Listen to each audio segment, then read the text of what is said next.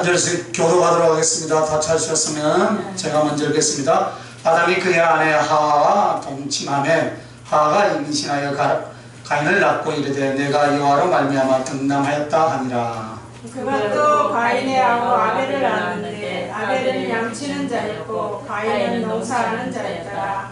세월이 지난 후에 가인은 땅의 소산으로 제물을 삼아 여호와께 드렸고 아벨은 자기도 양의 첫 새끼와 그 기름으로 드렸더니 여호와께서 아벨과 그의 제물을 받으셨으나 함께 했습니다. 가인과 그의 제물은 받지 아니하신지라 가인이 몹시 분하여 안색이 변하니. 아멘. 주를 위해 싸운 단, 오늘 말씀의 제목입니다. 우리의 예배와 헌물과 충성을 주님을 위해서 우리가 어떻게 자신을 만들며 우리 자신을 지어드리느냐, 이것으로 주님이 연락하고 연락하지도 않는 것입니다. 그러므로 오늘 이 가인과 아벨의 제사에 대한 이야기를, 왜 가인과 그 예물은 연락하지 않았는가, 혹은 또 아벨과 그 예물은 연락하셨는가, 그것은 제물의 내용보다는 그 제물을 드리는 신령과 하나님께 대한 중심입니다. 오전에도 제가 중심 이야기를 말씀드렸는데, 그래서 제물을 연락하셨다라는 것은 그 사람 그 영혼을 기꺼이 받으셨다는 그런 뜻입니다. 또한 그의 제물을 받지 않으셨다라는 것은 그 사람의 심령과 영혼을 거부하셨다는 뜻입니다. 이것을 구체적으로 예를 들면, 여러분과 내가 하나님 앞에 예배를 드릴 때 혹은 헌금을 드리거나 또 기도를 할 때 하나님께서 연락하지 않는다면 이것은 그 사람을 안 받는다는 뜻입니다. 그래서 사실 우리가 너무나 넉넉한 마음으로 하나님 앞에 나오지만은 언제나 그 사람과 은총에 감사하는 마음과 함께 주를 경외하고 두려운 마음으로 주님 앞에 엎드리는 것이 합당한 줄 압니다. 그래서 우리는 일생을 하나님 앞에 단을 쌓고 제물을 드려 바쳐지는데, 하나님께서는 어떤 모습으로 기꺼이 받으시고 하늘의 영광 보좌 당신의 그 가슴 속에 연락하시는지 우리가 오늘 이 말씀을 통해서 살펴보기를 원합니다. 그래서 주를 위해 싸운다는, 첫째는 씻은 제물을 우리 주님이 받습니다. 단을 쌓는다라는 것은 하나님께 제사를 올린다는 말입니다. 그런데 주님 앞에 연락되는 제물과 제사가 무엇이겠습니까? 씻은 제물을 드리는 것입니다. 그러면 씻은 제물이란 첫째는 중심을 말씀으로 씻는 것입니다. 우리는 주님 앞에 모두 죄인입니다. 그래서 우리가 주님 앞에 나아가려면 그 말씀으로, 그 말씀 속에 있는 예수님의 그 십자가의 피로, 그리고 그리스도의 사랑과 긍휼로 씻어내야 합니다. 그래서 죄를 씻고 불신앙을 씻고 허물을 씻을 때 그 말씀이 한 영혼의 중심을 깨끗하게 씻어주신다면 그 모습이 바로 중심의 진실이다, 이 말입니다. 시편에 하나님은 우리에게 있어서 어떤 행위나 물질을 받으려 하지 않습니다. 그 사람의 중심의 진실을 받기를 원하십니다. 그러면서 중심의 진실은 바로 무엇이냐면, 여러분 에베소서 6장 14절을 보면 진리의 허리띠를 띠고 라는 말씀이 있습니다. 진리의 허리띠를 띈다는 것은 하나님의 말씀으로서 자기의 신념과 중심을 세운다라는 그런 의미입니다. 즉 중심을 말씀의 물로 씻고, 이 말은 하나님의 말씀을 믿음으로 받고 순종하는 자는 그 영혼 중심이 깨끗해져서 하나님이 연락하실 수 있도록, 하나님과 교통할 수 있도록 영혼의 변화를 가져오더라, 이 말입니다. 이것을 물과 성령으로 거듭났다라고 말을 합니다. 그러므로 우리가 하나님께 나아갈 때는 어떤 행위나 제물보다는 그 행위와 제물을 가지고 있는 나의 중심을 항상 말씀의 믿음과 말씀의 순종으로 깨끗이 씻어가지고 중심의 간사가 아니라 중심의 진실한 모습으로 하나님 앞에 들어줄 수 있기를 예수님의 이름으로 축원합니다. 그래서 두 번째 씻은 제물이라는 것은 나의 행실을 애통의 눈물로 씻고, 말씀으로 씻으라 그랬죠. 처음에는 그러면 나의 행실로, 내 영혼 중심은 말씀의 물로 씻고 그 다음에는 그 앞에 거듭난 것으로 바쳐진다면 이제는 나의 손과 발과 삶 속에서 계속해서 우리는 실수와 허물과 죄가 있습니다. 이 모습으로 하나님 앞에 나아가 나를 받으시옵소서 이렇게 이야기한다면 이제 무엇으로 씻어야 하겠습니까? 나의 부족함과 나의 허물 앞에서 애통의 눈물로 씻으시길 바랍니다. 사도행전 2장 38절에 있습니다. 베드로가 가로되 너희가 회개하여 각각 예수 그리스도의 이름으로 세례를 받고 제사함을 얻으라. 그래야하면 성령을 선물로 받으리라 말씀합니다. 여기서 회개하면 성령을 선물로 받으리라 라는 약속의 말씀이 있습니다. 그럼 이 말씀이 무엇입니까? 내가 정말 주님의 십자가의 은총을 알고 또 나의 행실을 알아서 그 앞에 애통함의 눈물로 회개하고 엎드릴 때 그 사람을 하나님이 받으신다는 그런 하나의 표로 성령의 불을 그에게 주신다는 말씀입니다. 오늘 하나님의 성령을 주시는 것은 마치 아벨의 제물을 불러 태워 연락하는 것처럼 오늘 그 영혼과 그가 섬기는 하나님께 대한 삶을 기꺼이 받으셨다는 그런 표로 나에게 바로 성령을 그에게 주시는 것입니다. 그러므로 날마다 애통의 눈물로 나의 행실과 신령을 씻는 자는 하나님께서 그가 무엇을 주님 앞에 들고 오든지 어떻게 하겠습니까? 즐거이 받아주신다 이 말입니다. 그리고 그 심중에 연락해 주시는 것입니다. 레위기 1장 19절에 보면 그렇습니다. 그 내장과 정갱이를 물로 씻을 것이요 제사장은 그 전부를 다리에 불사라 번제를 삼을지니 이는 화제라 여호와께 향기로운 냄새라 했습니다. 하나님께 이 번제소를 바칠 때 각을 떠서 번제단에 그 불에 올립니다. 그러나 내장과 정갱이는 어떻게 한다 했습니까? 물로 씻으라 라고 그렇게 말씀합니다. 여기서 내장과 정갱이가 무엇을 의미하냐면 죄인 인간으로 비유한다면 내장은 그 사람의 신념과 중심을 말하고 정강이는 바로 발로 밟고 다니는 행위를 가르쳐 말합니다. 그래서 하나님 앞에 바쳐질 때 내장과 정갱이는 물로 씻어서 담에 들 것을 말씀하는데 바로 오늘 이 말씀처럼 우리의 중심이 말씀의 물로 씻겨나가고 우리의 행실이 애통의 눈물로 씻겨진다면 어떻게 하겠습니까? 지난날의 삶이 어떻게 살아왔든지 오늘 하나님께 두 손 들고 나온 나의 연약한 모습을 주님이 어떻게 해서든지 내가 주님을 섬기고자 하는 그 빈약하고 궁핍한 재물이 어떤 모습으로 오든지 하나님께서는 기꺼이 받아주신다 이 말입니다. 그래서 창세기 4장 6절 7절 말씀에 보면 어찌하여 가인의 재물과 재물을 받지 않았는가에 대한 내용이 상세히 나오고 있습니다. 6절 7절입니다. 여호와께서 가인에게 이르되 내가 분하여 하면 어찌미며 안색이 변하면 어찌미뇨 네가 선을 행하면 어찌 낯을 들지 못하겠느냐 선을 행치 아니하면 제가 문에 엎드리느냐 제 소원은 내게 있으나 너는 죄를 다스릴지나. 여러분 사실 성경에는 사람의 인물이나 사건이 극히 제한된 아주 작은 부분만 기록을 해 놓았습니다. 그러나 하나님의 신령한 지혜와 지식으로 가르쳐 주시고 깨달음을 주실 때 그 사람들의 실제와 그 사람들의 과거와 삶을 성령께서는 가르쳐 주시겠습니까? 안 가르쳐 주시겠습니까? 가르쳐 주십니다. 그리고 가인은 농사를 지었다고 하지만 그는 단지 우리가 생각하는 작은 소작농이 아닌 것입니다. 엄청난 대지를 가진 지주였습니다. 그리고 그는 농토와 대지를 이용해서 그가 원하는 갖가지 사업을 다 했던 엄청난 거부였습니다. 그런데 이 가인에게는 컴플렉스가 있었습니다. 그것이 무엇이냐면 자기 동생 아벨은 하나님을 경외하고 사랑하고 또 부모 앞에서 그 신앙과 인격으로 인하여서 하나님과 부모님께 지극히 칭찬과 사랑을 받으면서 살아갔습니다.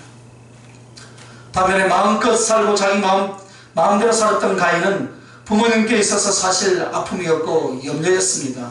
또한 하나님의 특별한 사랑이나 칭찬을 받은 적도 없었습니다. 그러나 오늘 이 본문의 사건은 갑자기 나타난 것이 아닙니다. 성경은 짧게 기록을 해놓았지만 어느 날 갑자기 하나님께 제사를 드렸는데 하나님께서 동생의 것을 받으시는데 형의 것은 필요 없다라는 것은 이 사건이 그냥 있었던 것이 아니다 이 말씀입니다. 이렇게 터져서 마음의 분노나 시기가 일어난 것이 아니라는 거예요. 동생에 대한 미움과 시기심이 그러한 시기심이 어떻겠습니까? 가득 차가지고 마음속에 악함과 언함으로 계속 쭉 그렇게 살아왔다는 것을 우리는 짐작할 수 있어요. 성경을 보면서. 그래서 이제 하나님께 나온 그의 모습과 심령이 그리고 중심이 씻겨져 있는 상태가 아니었다 이 말입니다. 분명히 부모로부터 아담과 하와로부터 하나님을 어떻게 경외해야 될 것인가 분명히 신앙의 교육은 받았을 거예요. 받았기 때문에 예물을 드리고 예배를 드리는데 어떻게 드립니까? 가인은 형식적인 예배를 드렸다 이 말이에요. 솔직히 말해서. 하나님은 그의 심령을 보고 받지 않으셨습니다. 우리의 인생의 목적은 내가 하나님께 이것을 하랴 저것을 하리라 라고 그렇게 언제나 결단을 하고 소원합니다. 그래서 하나님께서 나 평생에 나에게 복을 주시면 내가 이런 일을 하리라 저런 일을 하리라 생각했죠. 그죠? 근데 저도 옛날에는 그랬는데 지금은 줘야 뭘 하지? 이제 포기했어요. 주시는 대로 할렐루야 은혜대로 하는 거예요. 여러분 하나님께서 이것을 주시고 저것을 주시면 내가 이것을 하리라 하나님 그거 받으실까요? 안 받습니다. 어떤 일과 행위의 규모를 받으시는 것이 아니라 그 일을 하기까지 여러분의 중심을 받고 여러분이 하나님 앞에 낮아진 죄인의 모습 속에 회개하여 하나님께 자신을 드리는 씻은 제물을 드려지는 그 제물로 드려지는 그 영혼의 모습을 받으신 줄 믿으시면 아멘. 그러므로 우리는 잊지 말아야 할 줄 믿습니다. 언제나 우리는 하나님의 말씀으로 중심을 씻어내고 언제나 주님 앞에 나의 못남과 부족함 그리고 많은 사랑과 은총을 받으면서도 감사할 줄 모르고 그 사랑의 충성과 헌신을 할 줄 몰랐던 내가 하나님 앞에 엎드려서 어떻게 합니까? 애통의 눈물로 사랑의 고백을 세워나간다면 주님께서 여러분과 여러분의 삶을 제물로 반드시 받으실 것입니다. 가인의 신령을 보시기 바랍니다. 제가 문 앞에 엎드리니라 했습니다. 그런데 제 소원은 되겠으나 즉 너의 마음에 죄성으로 가득 찼고 죄로 붙잡혀 가고 있지만 너는 죄를 다스려야 한다 라고 그 심령을 회복시키기 위해서 미리 말씀을 주신 것입니다. 여러분 하나님은 강요나 강제로 그 영혼을 바꾸지 아니하십니다. 왜 그렇습니까? 자유의지를 우리에게 주셨습니다. 그래서 깨우치시고 가르치시고 지적하시는 거예요. 그러나 그것을 받아들이는 사람의 선택에 달려있다 이 말입니다. 회개치 않고 주님을 향하여 영혼을 만들지 않는 사람은 하나님이 받으실 수 없다는 것을 우리는 깨달아야 할 줄 믿습니다.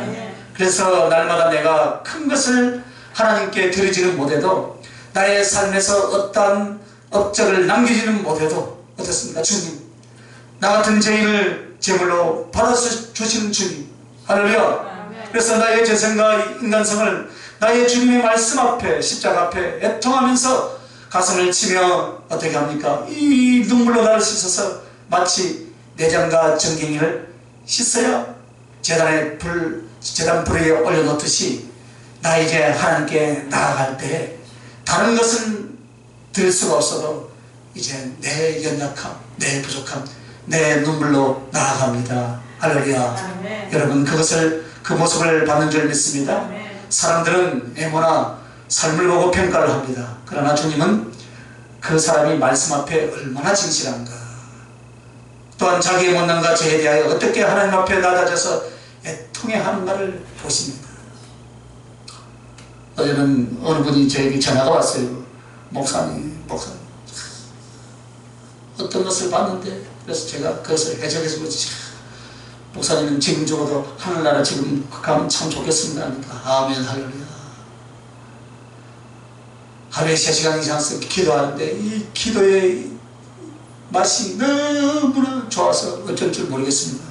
그러니까 저도 회개가 나오더라고요. 내가 요새 기도를 많이 못하고 있는데 저보고 기도하는 소리구나. 할렐루야. 여러분도 그 소리로 들으시길 바랍니다. 그래서 자기는 지금 당장 주님 앞에 가고 할렐루야, 아멘. 주일날도 이제 주일 준비해야 되고 토요일인데도 멀리서 오라고 와서 기도해달라고. 그래서 밥맛이 꿀맛 같다 하더라고. 그런데 제가 그분을 보면 좀 20% 좀 부족한 사람 같아요. 사람의 모습을 볼 때는. 그러나 그 영혼의 모습은 너무나 깨끗하고 아름다운 거, 순수하고 말도 제대로 못해요. 그런데 하나님 앞에 기도하고 사역하는 거 보면 또 대단하더라고요. 그래서 우리는 사람을 볼 때 외모를 보잖아요. 그죠? 외모 많이 봐요. 그러나 우리 주님은 그 사람의 중심을 볼 줄 믿습니다. 그래서 우리는 하나님 앞에 나갈 때는 그리스도 예수의 십자가를 생각할 때마다 그 말씀으로 싣고 내 가슴 속에 내가 더 주님을 사랑하는 것과 순종하는 것과 그분을 사모하는 것을 위해서 싣고 싣는 애통의 눈물이 하나님 앞에 연락된 예물이 될 줄 믿습니다. 자, 두 번째는 마음을 다한 제물로 했습니다. 주를 위해 쌓은 담, 마음을 다한 제물. 여러분, 하나님 앞에 바쳐지는 삶, 그리고 드리는 순간순간의 헌신이라 하나님을 섬기는 예물들은 어떤 모습이 되어야 하나님이 받으시는 예물이냐? 마음을 다해야 된다. 그래서 사도 바울은 하나님을 섬길 때 뭐라고 했냐면 심령으로, 나의 심령으로 섬기는 하나님께, 나의 심령, 즉 내 마음이 그분을 경외하고 온전히 드려지지 않는다면 그가 하나님께 무슨 일을 한다 할지라도 하나님하고는 상관이 있을까요? 상관이 없습니다. 그러면 마음을 다한 제물이란 어떤 제물이겠습니까? 순종의 의지로 섬기는 것이다 했습니다. 하나님 앞에 나아갈 때 나의 고집과 나의 자아 이런 것들을 가지고 나아간다면 그것은 자기의 이기심이나 이익을 추구하는 것이지 결코 하나님께 대한 인격적인 섬김이 아니다 이 말입니다. 그러므로 마음을 다하되 어떤 마음을 하나님께 드리는가? 순종의 의지를 모아서 하나님께 드릴 수 있기를 예수님의 이름으로 축원합니다. 자, 그래서 여러분 신앙 자체가 나를 하나님 앞에 어떻게 해야 되겠습니까? 꺾고 복종하고 낮추어서 하나님의 의가 나타나요. 그 사람의 높이라 그랬죠. 제가 에베소서 말씀을 통하죠. 그죠? 그 사람의 높이가 뭐였습니까? 하나님만을 높이는 거예요. 그래서 우리는 나를 꺾고 낮춰서 오로지 하나님의 의가 드러나고 그리스도의 영광이 나타나는 이 부인의 훈련이 되어져야 될 줄 믿습니다. 그렇다면 그 사람이 아무리 좋은 것을 약속받고 은총을 얻었다 할지라도 그 자기 부인이 되지 않는 사람은 어떻게 합니까? 하나님께 드릴 수 없는 인생의 결말을 가져올 수도 있더라 이 말입니다. 가인이 하나님을 안 섬겼겠습니까? 섬겼어요. 섬겼지만 마음을 다하지 않았다는 말입니다. 얼마든지 자기가 양을 잡아다가 사서 잡아다가 하나님 앞에 드릴 수도 있어요. 그러니까 자기가 농사했던 걸로 그냥 갖다 중심을 드리지 않았다는 말씀입니다. 그래서 우리가 자기를 부인하고 복종하는 것은 바로 무엇입니까? 그의 중심에 순종의 의지가 만들어지는 것을 말하고 있습니다. 그래서 어떤 슬픔의 눈물이 와도 어떤 마음의 아픔이나 고통이 올지라도 더 큰 어떤 유혹의 제한이 와도 이를 주께 언하신 뜻이고 성령의 계획이요 나를 향하는 지시라 한다면 어떻게 합니까? 이를 깨물고서라도 내 가슴 속에서 눈물을 흐른다 할지라도 주님 앞에 나는 그렇게 살리라. 그런 결단이 저와 여러분에게 있기를 예수님의 이름으로 축원합니다. 그래서 나는 그 길을 가야 되겠다.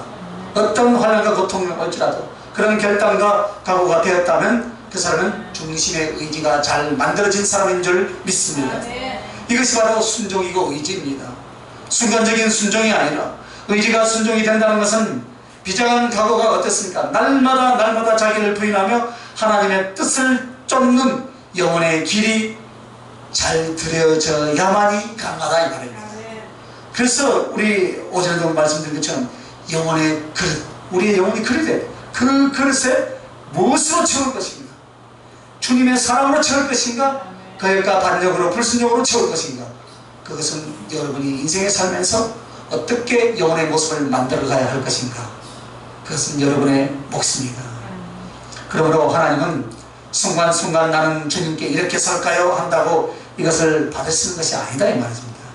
그 영혼을 들여다보면서 어떻게 합니까? 그 의지가 그 중심이 하나님의 뜻이고 성령님의 뜻이라면 어떻게 합니까?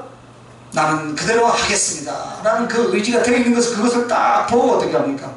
그 사람을 받으신다 이 말입니다. 할렐루야. 그 모습이 바로 마음을 다한 제물인 줄 믿으시길 바랍니다. 그 의지를 가지고 드리라 이 말씀입니다. 오늘 가인에게 무엇을 말씀합니까? 미리 말씀했습니다. 악한 마음이나 제약된 마음이나 자아의 고집에 대하여서 버려라. 그 죄가 너를 삼키려고 문 앞에 엎드러져 있지 않느냐. 바로 이 말이 그 말이에요. 그러니까 버려라. 회개하라. 내가 허물지 않을 것이다. 너는 이것 때문이다. 할렐루야. 그러나 결코 그 마음을 꺾지 못하고 동생을 쳐 죽여버리고 어떻게 하십니까? 인류 최초의 살인자가 되고 말았다 이 말입니다. 제가 문 앞에 엎드렸다. 그러니까 버려라. 할렐루야. 그러니 그런 신념을 가지고 그렇게 마음이 하나님을 떠나 있는 그런 모습으로 제물을 드리는 것이 하나님께 의미가 있겠습니까? 아무런 의미가 없다 이 말입니다. 오늘 여러분 우리가 신앙생활 하는데 무의미하게 소멸하고 낭비할 수밖에 없을 수도 얼마든지 있습니다. 하지만 큰 일이란 업적이 아닐지라도 이렇게 살아가는 사람, 그 사람 자체가 바로 제물인 줄 믿습니다. 그 사람 삶 자체가 하나님께 큰 예물이 될 줄 믿습니다. 그러므로 유익을 얻어 하나님께 드려야지 이렇게 생각하지 말고 순종으로 하나님 앞에 나를 드릴 수 있길 예수님의 이름으로 축원합니다. 순종으로 드리래요. 그렇게 할 수 있기를 바랍니다. 그래서 여러분이 세월이 갈수록 주님을 사랑하고 싶지요? 그죠? 시간이 가면서 깨닫는 것은 주의 일을 멋지게 한번 하고 싶고 아름답게 하나님께 영광을 드리고 싶어요. 그죠? 그런데 벌써 세월이 많이 가버렸어요. 방금도 참 우리 김정호 목사님 찬양하는 모습을 딱 보면서 옛날 학교 다닐 때 참 젊었었는데 그때 누군가 좀 이끌어줬고 좀 더 세워줬으면 더 잘 할 수 있지 않았을까라고 생각하지만은 저는 어떻게 생각하냐면 이제부터구나. 할렐루야. 이제부터구나. 하나님이 이제 날개를 달아서 귀하게 서줄 줄 믿습니다. 그래서 그렇다면 우리가 마음과 몸을 다한 제물이 우리 자신이 되어져야 될 줄 믿습니다. 그래서 힘들고 어려운 여건과 상황과 또 사람과의 관계 속에서 그런 감정 이런 것도 계속 되오죠. 그러나 그때마다 어떻게 합니까? 나의 감정과 언함이 아니라 하나님의 소원을 따라서 자기를 드리고 복종하여 드리는 사람. 할렐루야. 그 사람이 섬기는 예배나 그 사람이 섬기는 그 사람이 하는 기도나 그 사람이 하는 모든 충성은 하나님이 즐거이 받으신 줄 믿습니다.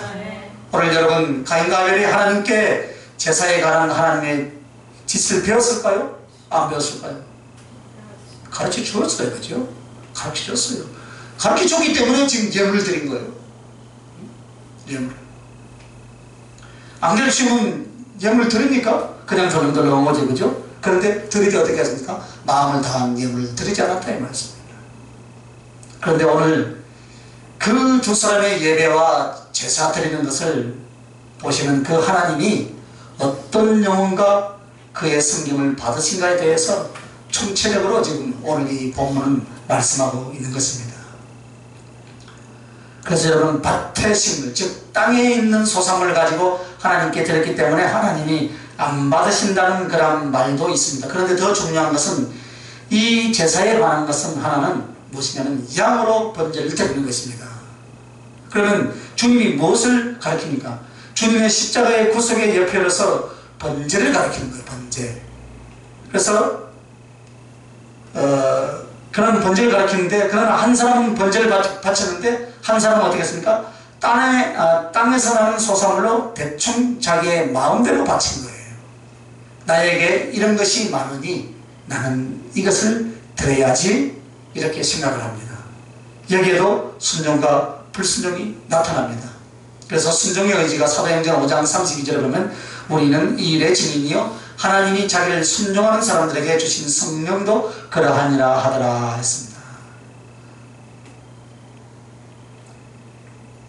사도행전까지 연결되어서 이 말씀이 어떻게 초대교회에 성령의 불이 임했는가, 이것과 가인과 아벨의 제사가 영적으로 이렇게 지금 연결이 되어 있습니다. 그래서 하나님이 누군가에게 성령을 부어주신 것은 그 영혼을 받을만 했다라는 그런 뜻입니다. 그래서 기꺼이 그의 헌신과 그의 제물을 받으실만 했다. 그래서 하나님의 연락이라는 뜻은 성령으로 그 사람에 부어주시는 거예요.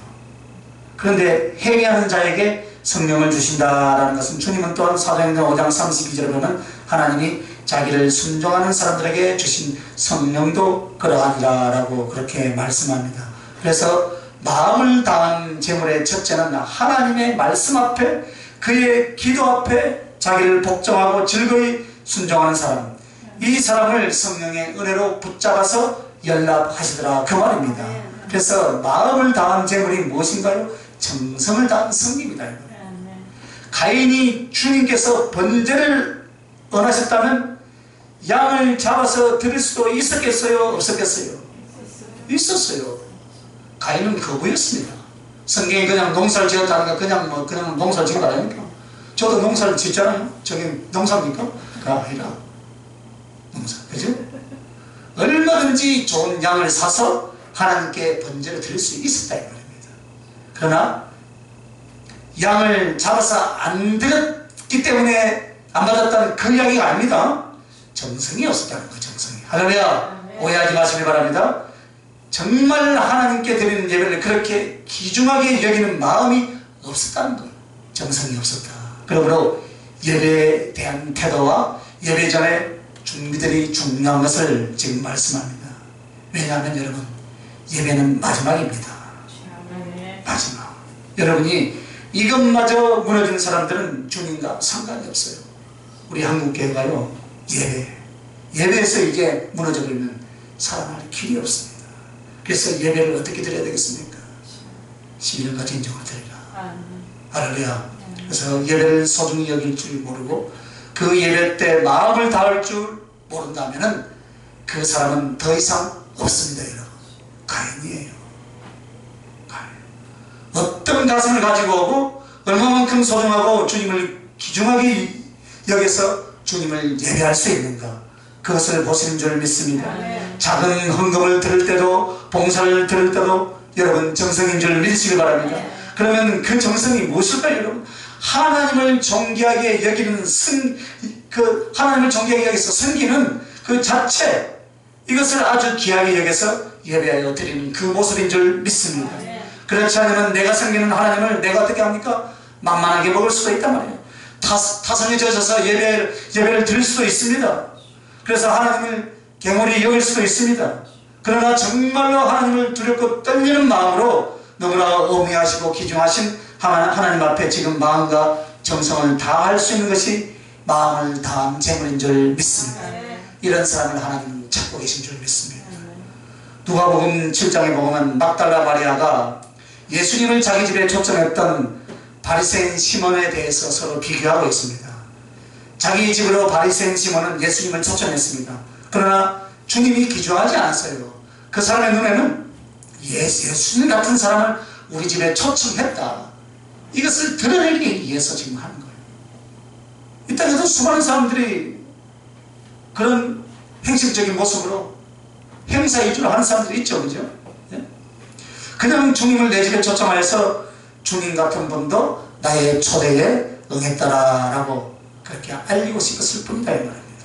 그래서 그 주님을 귀중하게 여겼다면 주님을 대접하는 것 또한 정성을 다했지 않겠습니까?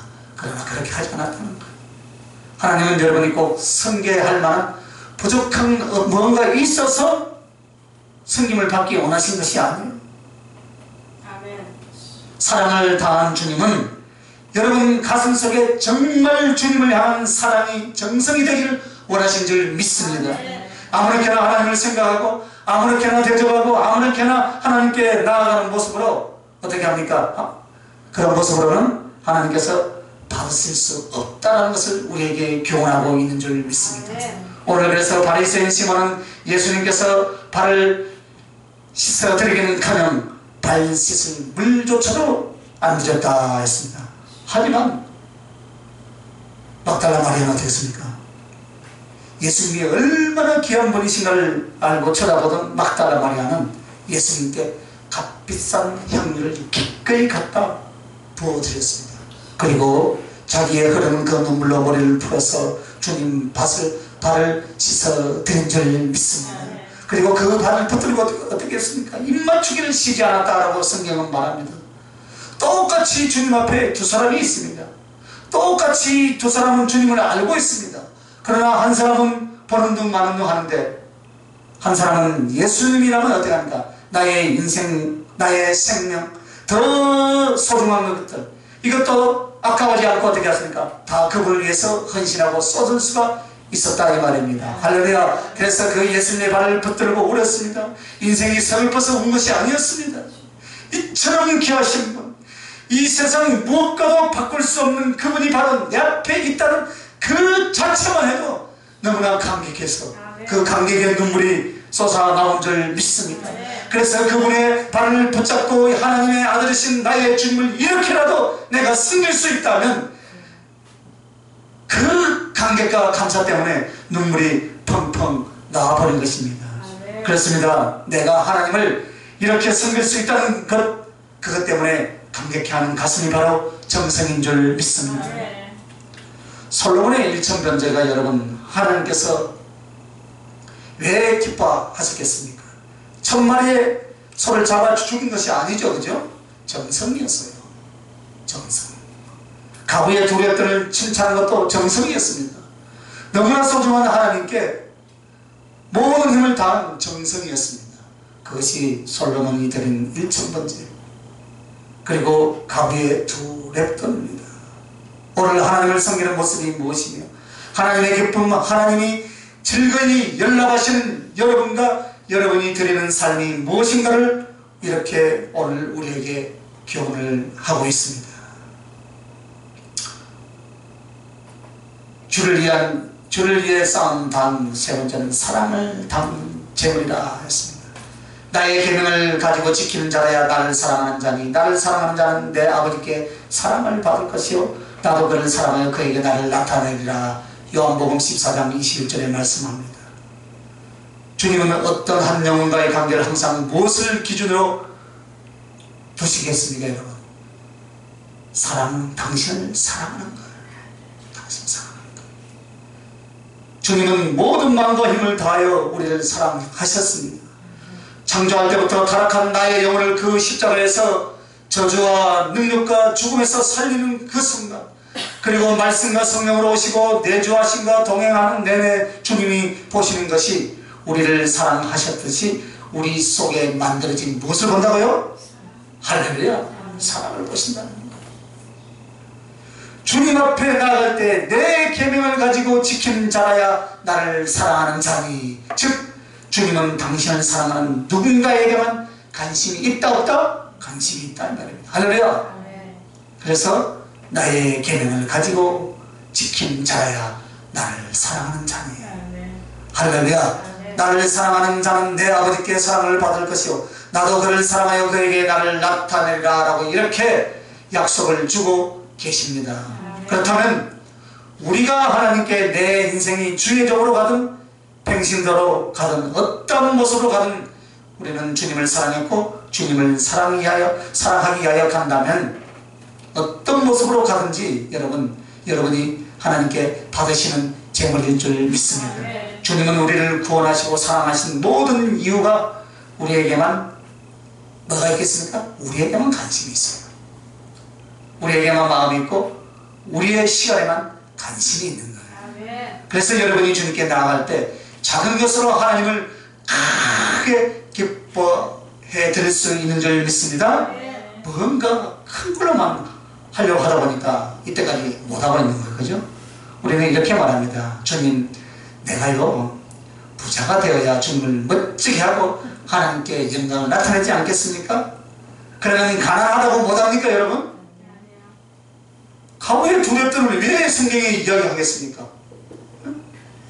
가부의 두렵던 남의 하나값도 안 될 것 같은데 자기의 생명과도 같은 것을 다 내어놓았다 이 말입니다. 정성이다 이 말씀.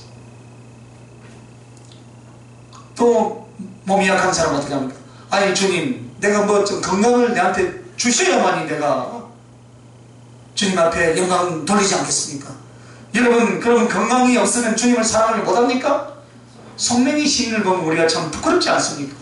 그분은 육체도 온전치 못하지만 정성적인 우리들보다 얼마나 더 많이 하나님 앞에 감사와 영광을 돌립니까? 여러분, 건강하고 건강하지 못한 것은 사실 좀 편리할 뿐이에요. 부족한 좀 물질이 많거나 건강이 좋으면 살아가는 인생이 좀 편리할 뿐이죠. 주님은 진실한 사랑을 받으려고 하신 줄 믿습니다. 가난한 자도 주님을 사랑할 수 있고 병든 자도 주님을 사랑할 수 있고 못 배운 자도 주님을 사랑할 수 있고 할렐루야, 주님을 누구든지 다 사랑할 수 있는 줄 믿습니다. 그래서 주님을 섬겨 일하려는 사람이나 재물은 여러분의 사랑을 담은 재물이 되어야 된다. 할렐루야, 이것을 꼭 잊지 마시길 예수님의 이름으로 축원합니다. 가인이 어찌하여서 하나님 앞에 함부로 대했겠습니까? 사랑이 부족했습니다. 사랑이 부족했어요. 하나님을 소홀히 여기고 괴물이 여길 수 있다면 이는 사랑이 없다는 것입니다. 그러나 생명까지 다 바칠 만큼 주를 사랑하는 아벨은 그의 재물과 그 가슴 자체가 주님께 대한 사랑으로 가득한 줄 믿습니다.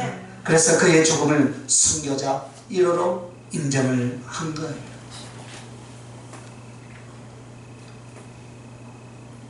오늘 그러면 사랑을 담은 제물 첫째는 사랑의 기쁨으로 드려지는 것입니다. 그러므로 사랑의 기쁨으로 주님을 맞이하고 사모하지 않으면 주님은 이미 나의 영을 거부했다라는 것을 우리는 아셔야 할 줄 믿습니다. 그래서 언제나 가장 중요한 것은 주님을 향한 사랑의 기쁨이 내 영과 내 삶 속에서 일어나야 할 줄 믿습니다. 마지못해서 헌신하고 충성하는 것 하나님 안 받았습니다. 하나님 안 받았어요. 삭개오가 어땠습니까? 주님이 오셨을 때 자기 집으로 아주 즐거워하며 대접하고 영접을 했잖아요. 그죠? 이것이 사랑의 기쁨이에요. 너무 좋아서 삭개오야, 오늘 내가 너희 집에 유하여야 하겠느니라. 할렐루야. 주님이 오늘 너희 집에서 자고 싶다. 오늘 우리의 눈에는 그 모습이 보이지 않지만은 이 삭개오의 이야기를 여러분이 성경을 읽을 때요, 그런 영적인 눈이 열려서 좀 보시기 바랍니다. 네? 얼마나 신이 났겠어요. 할렐루야. 아니, 주님이 지나가다가 뽕나무에 올라가서 쫙 쳐다봤으니까 삭개오야, 내가 너희 집에 유하여야 되겠다. 성경은 간단하게 이야기한 것 같지만 삭개오가 모든 만사람들은 뭐야, 삭개오가 자기 핸디캡을 초월하고 뽕나무에 올라가서 주님을 봤다. 결국은 무엇입니까? 주님을 사모하는 사모함의 열정이지 않습니까? 사모함의 열정을 보시고, 그래, 너같이 나를 사랑하는 집에 내가 오늘 가서 하루 종일 머물러야 되겠다. 그러니까 주님, 삭개오가 얼마나 기뻐하겠습니까? 그것이 사랑의 기쁨이다. 여러분 심령 안에서 이 사랑의 기쁨이 언제나 흘러 넘쳐나시길 예수님의 이름으로 축원합니다. 그래서 여러분, 오늘도 마찬가지죠. 우리는 주님이 보이지 않지만 내가 주님을 섬기는 내내 나를 초청해 주시고 주님을 초청하여 만나는 그 시간이 얼마나 기쁘고 감격하며 사랑의 진실로 가득 담아서 가슴에 기쁨이 가득 차 있다면은 여러분, 주님께서 기뻐 받으신 제물인 줄 믿습니다. 이 예배를 들으시기 원하는 거예요. 많은 사람이 모인 것만이 예배입니까?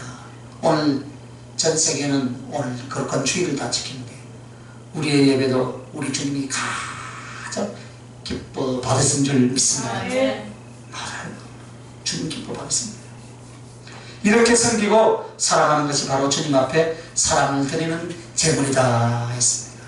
막달라 마리아가 어땠습니까? 주님의 발을 잡고 눈물을 흘린 것은 기쁨의 눈물이었잖아요. 감격의 눈물이었어요. 삶의 해안이 아니었어요. 자기의 영혼의 고통을 말한 것이 아닙니다. 남이 할 수 없는 그 섬김을 자기가 지금 할 수 있고, 할렐루야. 남이 사랑하지 않는 그 주님을 자기가 사랑할 수 있는데 어찌 눈물이 안 나겠습니까, 여러분? 더군다나 신분이 천하고 죄인인 자신이 예수님의 몸에 지금 손을 댈 수 있다는, 그게 참기였잖아요. 그 여인이 지금 주님의 바로 앞에서 발을 잡고 눈물을 흘렸다는. 제가 옛날에 어느 신령한 목사님 집회가 끝나면 최고 앞자리에 가서 옷자락이도 잡고 안수 한 번 더 받으려고 그런 적이 있었다 이 말입니다. 그래서 한 번 땅 초대만 할렐루야 하면 너무 좋아서 기뻐했는데, 살아계서 역사하시는 하나님, 우리 예수님, 그분의 지금 발을 붙들고 지금 막달라 마리아가 눈물을 흘리는데 삶의 해안으로 눈물을 흘리겠습니까? 아니다. 대성통곡하면서 기쁨의 눈물을 흘려버리는 거예요. 너무나 기쁘면 너무나 거룩한 감격의 기쁨이 눈물이 되어 쏟아진 줄 믿습니다. 그저께 독일하고 축구하는데, 그죠? 세계적인 1등하는 그 나라하고 이기니까 정말로 선수들 울면서 하는데 저도 눈물이 나오더라고요. 야, 너무 감격의 기쁨, 그런 눈물이 아니겠습니까? 예배에 이것이 일어나야 할 줄 믿습니다. 여러분의 주님과의 사랑의 관계에서 이것이 일어난다면 우리는 성공자인 줄 믿습니다. 예배는 주님께서 우리를 초대하신 것입니다. 할렐루야.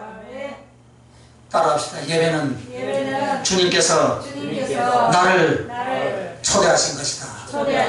할렐루야. 주님이 우리를 위하여 당신의 모든 사랑과 존귀한 것을 다 준비해서 주님이 우리를 지금 이 자리에 불러주셨습니다. 사도행전에 나오는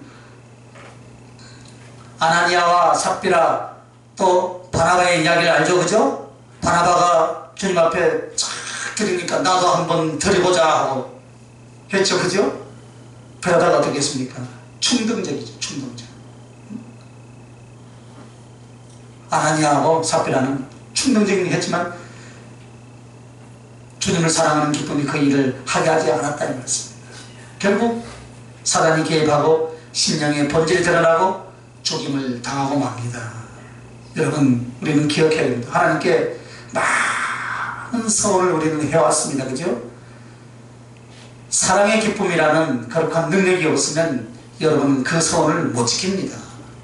내가 주를 위해서 이렇게 살고 내 자녀를 주를 위해서 이렇게 키우겠습니다 이렇게 할지라도 내 마음에 주님을 기뻐하고 즐거워하는 힘이 없다면 여러분은 어떻습니까? 작은 시험과 작은 유혹 앞에, 그 유혹 앞에 넘어지고 말더라 이 말입니다.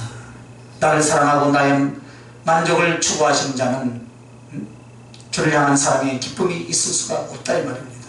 그래서 그 사랑의 기쁨이 없는 자는 결코 하나님 앞에 자기 가슴 속에 은혜를 받을 때 그 소원을 지키지 못합니다.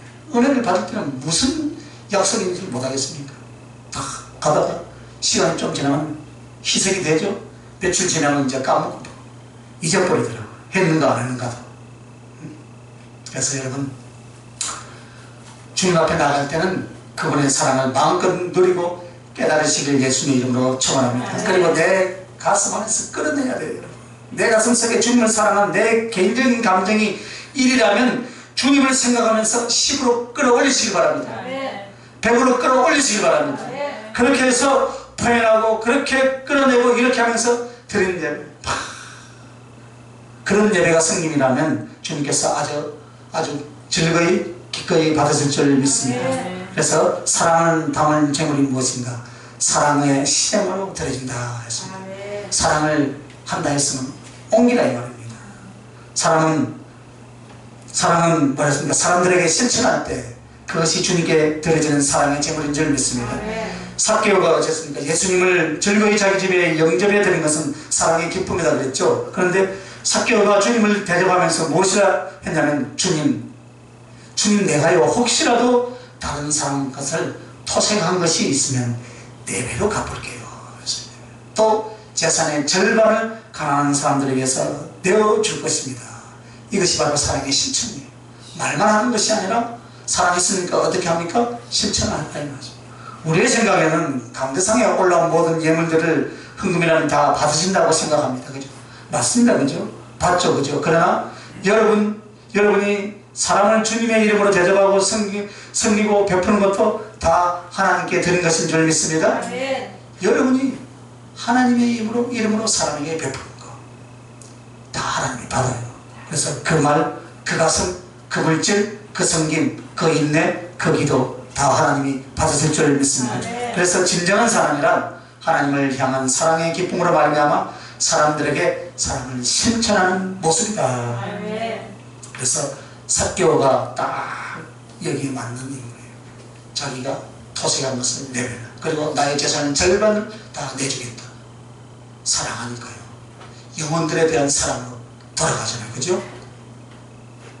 그래서 여러분 주님을 향하여 그렇게 기뻐했고 사람을 향하여 사랑의 실천을 이루었던 인물이 바로 삭개오입니다. 가인과 아벨의 차이를 보시길 바랍니다. 너가 선을 행하며 했습니다. 이 말은 사랑을 가리켜 말합니다. 선이 무엇입니까? 하나님을 사랑하고 영혼을 사랑하는 것인데 가인에게 있어서 그 재물을 받지 않은 것은 선을 행하는 것이 아니라 악을 행하고 하나님께 대한 사랑이 없었다 이 말이죠. 없었어요. 그래서 오늘 여러분 우리는 반드시 기억해야 돼요. 하나님께 드려지는 내용물과 나의 삶의 흔적은 규모가 아니에요. 내용이 아닙니다. 얼마만큼 많이 했느냐가 아니에요. 여러분 어떤 영혼, 어떤 마음, 어떤 중심으로 자기를 들었느냐 여기에 달려있는 줄 믿으시면 아멘. 자 이제 마지막입니다. 주님을 닮은 제물입니다. 자 창세기 4장 4절 보면 아벨은 자기도 양의 첫 새끼와 그 기름을 드렸더니 여호와께서 아벨과 그 제물은 연락하셨으나 했습니다. 양과 그 희생이 예수님의 모형입니다. 즉 죄 없으신 거룩하신 하나님이 사람이 되어서 이 땅에 오셔서 우리들의 죄악을 뒤집어 져시고 담당하시고 마치 그 양의 번제물처럼 희생물로서 당신 자신을 우리에게 주심을 예표하는 것이 바로 양으로 바쳐진 번제물입니다. 그래서 아벨이 드린 제물이 양 한 마리 죽여서 태운 것이 아닙니다. 그것은 예수 그리스도의 구속과 우리를 위한 사랑과 희생에 대한 예표였고 그 다음에 아벨의 삶이 양의 희생과 같았습니다. 정말 주님께 대한 사랑을 순종을 위하여서 형의 시기와 핍박을 다 받았습니다. 이것이 하루 이틀이 아니었어요. 어려서부터 성인이 되기까지 그 자기 형 가인의 핍박을 받았습니다. 그래서 그 시기와 핍박이 그날 우연히 이루어진 것이 아니었죠. 그럼에도 불구하고 그 형의 폭력이나 핍박 앞에 대항하거나 대적하고 싸우지 않았습니다. 그리고 마지막 죽을 때도 갑자기 습겠다는 것이 아니죠. 시비가 붙었을 거예요. 그리고 욕설이 나왔겠죠. 그죠? 때리고 죽였습니다.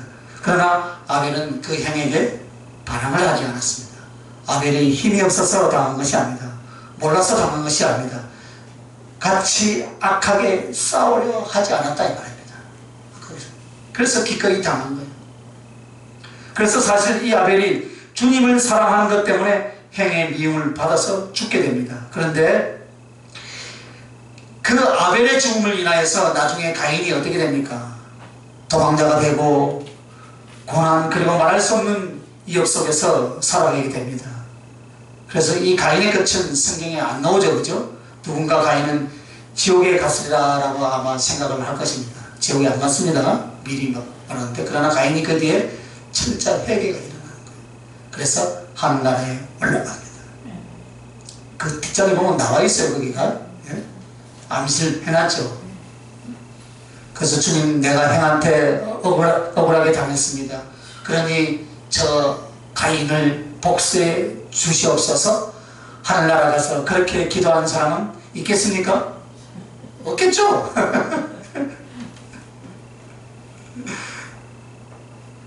생명의 빚값으로 주님 우리 행을 살려주십시오. 저 영혼을 불쌍히 여겨 주시옵소서. 저 영혼을 변화시켜 주시옵소서. 하나님의 은혜를 얻게 하여 주셔서 저 영혼이 다시 돌아오게 해 주시옵소서. 이렇게 기도하지 않았겠습니까? 그죠? 피를 흘리기까지 주님을 경외하고 사랑했던 주님의 모습을 닮았던 아벨의 기도가 바로 가인의 심령을 다시 새롭게 해 주신 줄 믿습니다. 그래서 가인은 바로 죄인인 우리들의 모습이라 이 말입니다.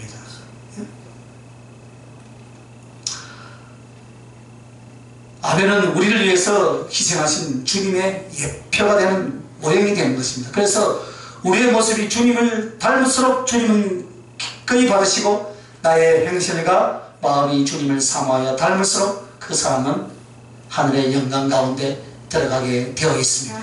그러므로 여러분, 그런 주님을 닮는 제물이 구체적으로 어떤 모습이겠습니까? 한번 따라합시다. 말씀으로 성숙한 영혼입니다. 할렐루야. 세상적이고 자기중심적인 생활이 아니라, 사상이나 가치관이 아니라 하나님의 말씀을 그대로 받고 하나님의 말씀을 쫓아서 의지와 성품을 변화시켜서 어떻게 합니까? 삶과 삶의 목적을 주님께 맞추고, 그렇게 해서 점점 말씀의 순종, 말씀으로 주님을 더욱더 사랑하는 그런 성숙한 영혼의 그 모습이 주님을 닮은 것인 줄 믿습니다.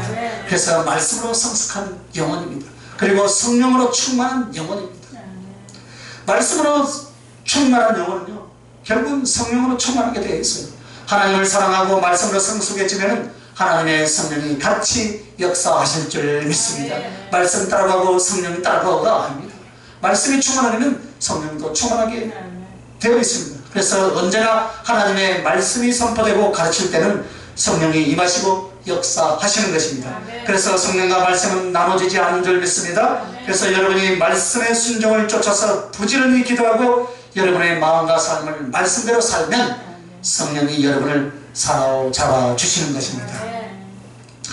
자, 요한복음 4장 23절 24절 말씀에 보면 이렇습니다. 아버지께 참으로 예배하는 자들은 신령과 진정으로 예배할 때가 오나니 곧 이때라. 아버지께서는 이렇게 자기에게 예배하는 자들을 찾으시니라. 하나님은 여기시니 예배하는 자가 신령과 진정으로 예배할지니라 했습니다. 신령은 성령이라는 뜻이고 진정은 진리라는 뜻입니다. 그래서 지금 말씀과 성령에 사로잡혀서 하나님을 경외하고 예배하는 자가 있다면 하나님은 지구 끝이라도 그를 찾아가서 즐거이 그 사람을 나누고 그를 연락하실 줄 믿습니다. 오늘 주님을 닮은 모습이 무엇입니까? 하나님의 말씀으로 만들어진 인격이요, 하나님의 성령께 붙잡혀서 주님과 교통하고 사랑하는 사람인 줄 믿습니다. 그것이 바로 주님을 닮은 모습입니다. 오늘 우리는 네 가지의 주님께 연락된 제물에 대해서 살펴보았습니다. 그리고 그것은 아벨의 모습이었습니다. 여러분, 이렇게 양과 그 희생을 닮은 아벨의 신앙을 통해서 그리스도를 닮은 사람이 있는가 하면 돼지를 닮은 제사장도 있다. 돼지를 닮은 제사장이 성경에 어디 있을까요? 귀신을 쫓아내가요, 그 귀신들을 돼지떼에 들어가기를 구하자 어떻게 했습니까? 돼지떼에 다 들어가가지고 물로 다 바닷물에 다 빠져 죽잖아요. 그죠? 거라사지에게서 일어난 사건이죠. 그죠? 주님이요, 아무리 귀신을 쫓아낸다 할지라도 어느 개인의 사유재산인 돼지떼를 활용해서 돼지떼를 다 몰살시키겠습니까? 분명히 성경에는 기록해 놨을 때는 이유가 있어요. 사실 귀신은요, 영적인 존재라서 바다에 빠진다고 죽겠어요? 안 죽겠어요? 안 죽죠. 안 죽죠. 돼지떼만 지금 없어진 거예요. 당시 부패한 제사장들이 율법에 금지한 돼지를 먹었을까요? 안 먹었을까요? 먹었대요. 그래서 손님을 대접하려고 개인 사유로 사람들을 시켜가지고 그 돼지떼를 기르고 있었대요. 그래서 예수님이 그 돼지떼를 다 몰살시켜서 돼지떼를 다 죽여버린 거예요. 율법에 금한 것을 먹지 않아야 되죠. 지금이야 뭐 율법의 완성을 이루었으니까 우리가 돼지고기를 먹지만, 그죠? 그래서 그 돼지떼를 키우던 사람들이 어떻게 했습니까? 주님 어서 떠나소서 하자면 성경인 거죠. 그렇게 말하면 우리를 떠났으니 왜 떠나냐고 그렇게 말하냐면, 만약에 그들이 알게 될 때 자기 자신이 또 주님이 무사하겠어요? 무사하지 못할 것을 알았으니까 빨리 떠나라. 이 자리 빨리 떠났어요. 그러니까 우리 주님이 귀신들 가운데 다 잡혀가지고 다 갖다 이어버려요. 돼지떼를 닮은 제사장도 있었다 이 말입니다. 마치 이것은 범죄하고 동생을 쳐 죽이는 가인의 모습과 마찬가지입니다. 반대로 아벨은 주님의 모습, 희생 번제로 드리는 양의 모습이었습니다. 그래서 여러분, 이익이 무엇인지 유익이 무엇인지 내 마음대로 하는 것이 바로 돼지를 닮는 것이다. 내 욕정대로, 내 감정대로, 내 이익대로 판단하는 것은 돼지를 닮는 바로 그런 모습이다. 그래서 번제로 바쳐진 양의 모습, 말씀을 쫓아서 성숙한 영혼으로 희생할 줄 알며 참을 줄 알며 바쳐질 줄 알며 성령님께 이끌려 주님을 알고 사랑하고 그를 본받는 그 모습이 하늘나라에 가서도 당신의 보좌 곁에 그렇게 데려갈 줄 믿습니다. 고린도전서 3장 10절에서 12절에 보면 여러분과 내가 하나님 앞에 공력의 집을 세우는 자들이라 했습니다. 그래서 어떤 사람은 금 없는 보석으로, 또 어떤 사람은 나무나 풀이나 지푸라기로 합니다. 그런데 하나님 앞에 갔을 때 그 공력을 시험하는 불이 나와서 그것을 살을 것이다 라고 그렇게 말을 합니다. 여러분, 주님 앞에 나오는 공력의 불은 하늘에서만이 아닙니다. 이 땅에서 성령으로 할 줄 믿습니다. 하나님의 성령이 한 심령을 어떻게 합니까? 사로잡아 인생의 성령을 어떻게 합니까? 금은 보석으로 만들었다라고 인정해 주신 줄 믿습니다. 그러나 하나님의 성령의 불이 그를 산다 할 때 그 심령에 머물러 있지 않다는 그런 육신적이고 세상적이고 형식적인 나무나 풀이나 지푸라기로 하나님의 성령이나 자기 인생을 갖고 왔다 그 말입니다. 그래서 오늘 씻은 제물로 주님을 섬겨 바쳐드리는 것은 은으로 세워드리는 성전을 말하고, 마음을 다한 제물이라는 것은 금으로 만든 성전을 말하고, 사랑을 다한 제물이라는 것은 보석으로 세워진 성전, 이것을 말한 줄 믿습니다. 이것이 바로 고린도전서 3장 12절에 만일 누구든지 금이나 은이나 보석이나 나무나 풀이나 지푸로 이 터 위에 세우면 바로 집을 짓는 자의 모습을 가르쳐서 말씀하고 있습니다. 그렇다면 주님을 닮은 제물로 바쳐진 그러한 성도는 주님의 보좌의 영광으로 이끌어 주실 것입니다. 그래서 그를 위하여 하나님의 영광의 보좌를 예비해 주셨습니다. 왜냐하면 그 영혼이 살아생전에 어떻게 했습니까? 그의 신령한 삶은 주님의 영광의 보좌를 만든 사람이에요. 오늘 우리는 주님의 영광의 보좌를 날마다 만들어가고 있는 줄 믿습니다. 내 안에 거주하신 주님을 향하여서 가장 존귀한 성전과 영광의 보좌로서 자기 자신을 제공한 자다 이 말입니다. 제공한 자. 그래서 그 사람을 진짜 하늘나라 보좌로 데려가신 이유인 줄 믿습니다. 나도 너를 이렇게 사랑하며 너를 좁고 빈약한 너의 가슴에 나의 보좌를 만들었다면 나는 하늘 영원한 보좌에 너를 데려갈 것입니다. 할렐루야. 이것이 바로 셋째할 삼층천입니다. 주님 보좌에 가는 사람입니다. 여러분, 이 가인과 아벨의 이야기를 오늘 들으면서 아벨이 왜 양치기를 했는가 한번 생각해 보시기 바랍니다. 먹고 살 것이 없어서 이것을 한 것일까요? 저는 옛날에 예수를 처음 배울 때 어떻게 했냐면 가만히 보니까 야, 예수를 믿고 주의 종이 되는 것이 인생의 가장 복된 길이구나 라고 저는 이 종의 길을 왔어요. 아벨의 이야기를 들으면서 제가 서운했던 것들이 다 생각나더라고요. 아벨은요, 양을 안 쳐도 다른 일을 할 수 있었어요. 그런데 번제로 드렸잖아요. 번제로. 그래서 하나님을 가장 섬길 수 있는 방법이 양을 치는 일이었다. 양. 그러니까 보라, 저 어린 양을 보라. 성경에는 양에 대한 이야기가 많이 나오죠. 그래서 양들 중에 하나님을 섬기는 가장 좋은 최상의 제물을 자기가 생산해서 하나님께 드리고 싶어 했다. 제물 드릴 때 양을 잡아서 드리잖아요. 다른 사람이 한 것보다 직접 자기가 목축을 해서 그 중에서 가장 도실도실하고 가장 귀하게 먹였던 그 양을 하나님 앞에 드리고 싶었던 말입니다. 그러니까 이 아벨의 신앙이 얼마나 그 중심이 바르게 서 있는 신앙입니까?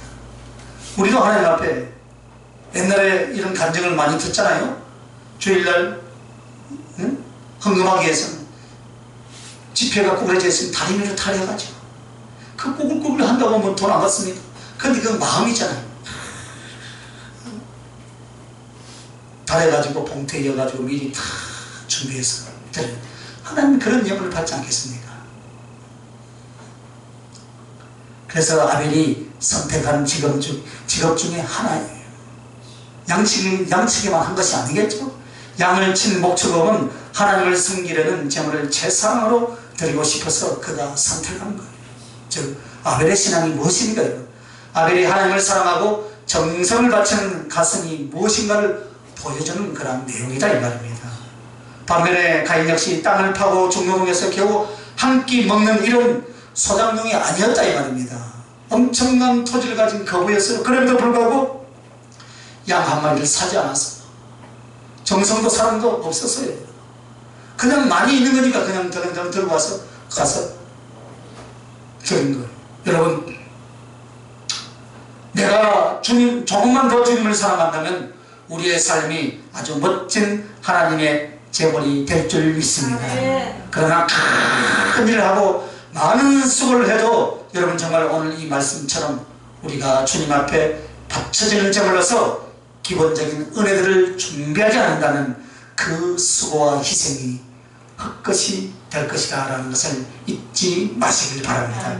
또한 하나님이 그 영혼을 연락하셨다면 그 다음에 하나님이 그 사람의 삶은 하나님의 영광을 위하여서 계속 은혜와 축복을 공급해 주실 것입니다. 그래서 여러분 아브라함을 보시길 바랍니다. 삭개오를 보시길 바랍니다. 모세를 보시길 바랍니다. 노아 선지자 사도들을 보시길 바랍니다. 그들의 영혼과 가슴이 하나님 앞에 바쳐진 제물이 넉넉하게 되자 어떻겠습니까? 하나님이 그들부터 능력도 주시고 제물도 주시고 행통으로 하나님이 함께 하시는 거룩한 능력의 역사를 그들과 함께 했습니다. 오늘 우리 인생이 주님을 위해서 쌓는 단입니다. 날마다 쌓는 단이에요. 얼마나 쌓아 올렸습니까? 저 성으로 치면 이제 여기는 한 5단 올랐고 여기는 한 2단 올려놨네. 우리가 이제 이만큼 쌓았어요. 그 말은 무엇입니까? 아직도 우리가 살 날이 많이 남았다는 거예요. 할렐루야. 안 그러면 다 못 살고 또 중간에 갈 수도 있다는 말입니다. 그러나 많이 안 살았다는 것은 가능성이 더 있다는 거예요. 그러니까 날마다 주를 위해서 쌓을 단은 이제 말씀을 잘 들었으니까 여러분의 중심을 마음을 다하고 목숨을 다하고 생명을 다하여서 그렇게 잘 쌓아서 하나님 앞에 영광을 돌려드릴 수 있는 복된 여러분 되시길 예수님의 이름으로 축원합니다. 기도하십시다. 하나님, 우리에게 주어진 이 풍성한 모든 은혜들을 무엇으로 감사할 수 있겠나이까? 드려지는 헌금입니다. 드려지는 수고입니다. 드려지는 섬김입니다. 드려지는 충성입니다. 이것이 아닌 줄 믿습니다. 주님, 마치 아벨과 자기 자신을 제물로 드렸던 것처럼 오늘 우리의 마음, 우리의 중심, 우리의 삶을 주님 앞에 조각조각 만들어서 주님 기뻐하는 모습, 주님 사랑에 드린 모습으로 드려지길 원하나이다. 부족한 것 채워주시고 못난 것 바꿔주시고 또 진정한 사랑과 주님을 섬기는 모습으로 바쳐지게 하여 주시옵소서. 감사하고 걸어가신 우리 주 예수님의 이름으로 기도하옵나이다. 아멘. 하늘에 계신 우리 아버지여,